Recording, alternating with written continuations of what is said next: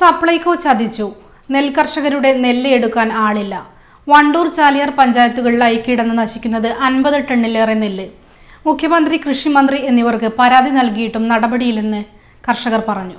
സപ്ലൈകോയിൽ register ചെയ്ത് അവരുടെ അനുമതിയോടെ കൃഷി ചെയ്ത നെല്ലാണ് കർഷകരിൽ നിന്നും സംഭരിക്കാതെ കിടന്ന് നശിക്കുന്നതെന്ന് പരമ്പരാഗത നെൽകർഷകനായ ആലുങ്ങത്തിൽ സലാം പറയുന്നു. സപ്ലൈകോയെ വിശ്വസിച്ചാണ് 7 ഏക്കർ സ്ഥലത്ത് സലാം നെൽകൃഷി നടത്തിയത്. നല്ല വിളവും ലഭിച്ചു.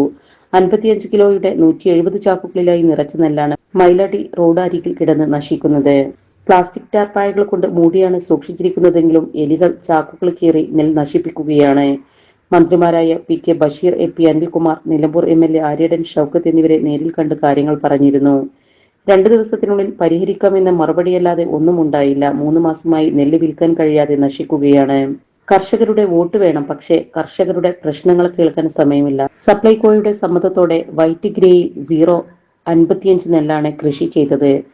സപ്ലൈകോ മില്ലുകൾക്ക് കൊടുക്കാൻ പറയുന്നു. മില്ലുകൾ വെള്ളയരിയുടെ നെല്ല് വേണ്ടെന്ന് പറയുന്നു. കർഷകർ എന്തു ചെയ്യും? ബാങ്ക് വായ്പ എടുത്തിട്ടാണ് കൃഷി ഇറക്കിയത്.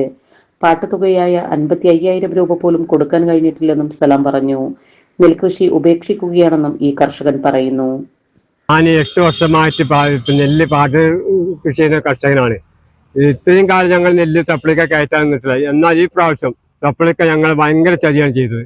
എന്താ വെച്ചാൽ ഞങ്ങൾ ഉണ്ടാക്കിയ നെല്ല് വെറൈറ്റി വെച്ചാൽ നല്ല നെല്ല്, ഉൽപ്പാദന ശേഷിയുള്ളതും പിന്നെ പ്രതിരോധ ശക്തിയുള്ളതായ നെല്ലാണ് ഉണ്ടാക്കിയത്. നല്ല വിളവും കിട്ടി.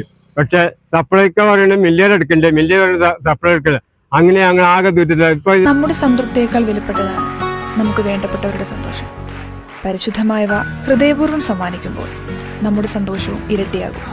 Dubai Golden Diamonds, Pride of Generations, India, Oman, Bahrain.